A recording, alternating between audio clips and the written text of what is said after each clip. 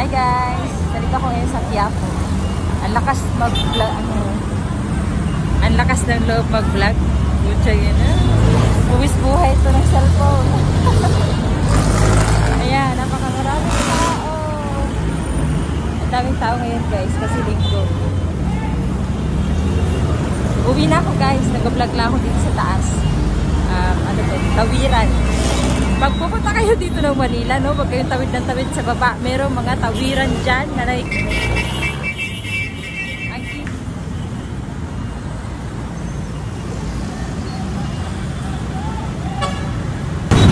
Alam niyo guys, bakit karamihan ay pinipili pa rin mag-Manila? Kasi mabilis kasi ang pera dito guys, tsaka maraming trabaho. Pag sa probinsya, oo nga, peaceful, pero wala kang makakain. Kahit na sabihin na hinihingi yung pagkain doon, hindi naman talaga araw-araw dapat hihingi mo yung pagkain mo, di ba? So kailangan mo talaga pumunta ng Manila kasi marami dito trabaho. See you guys, bye-bye!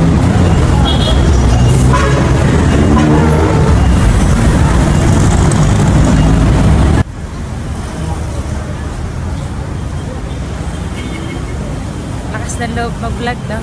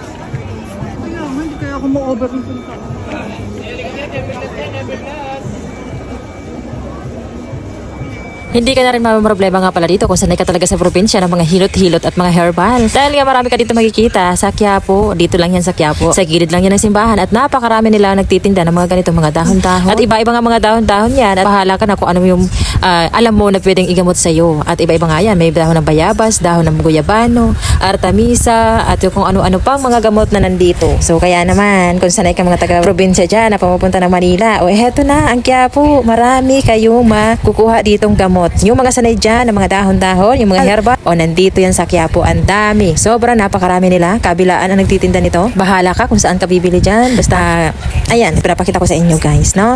O, ayan, marami dito, mga Santo Niño, kung kayo ay Catholic. O, siyempre Catholic ako guys, no? At yung mga pangontra sa mga buntis. So, ayan, hindi ko na pwedeng banggitin yung mga iba ha, kasi bawal yun. Alam niyo naman, basta ang dami dito sa Quiapo.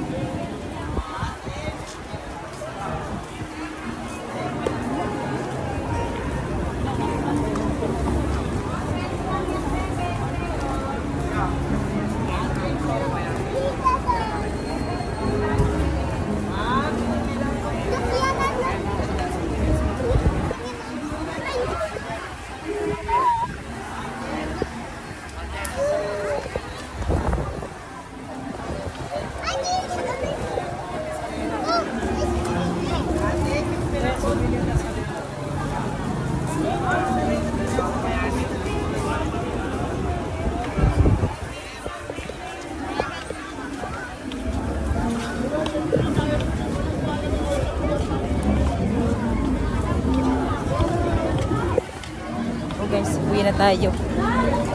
Wala na talaga ako nahanap. Wala talaga dito. So, mag-online na lang tayo, guys.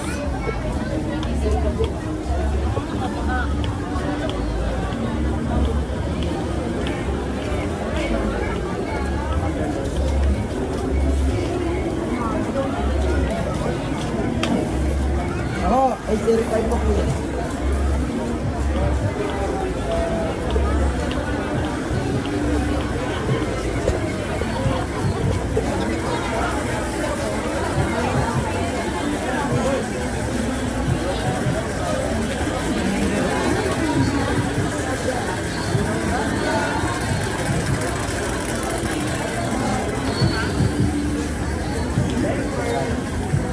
Tayo mo rito sa Jollibee.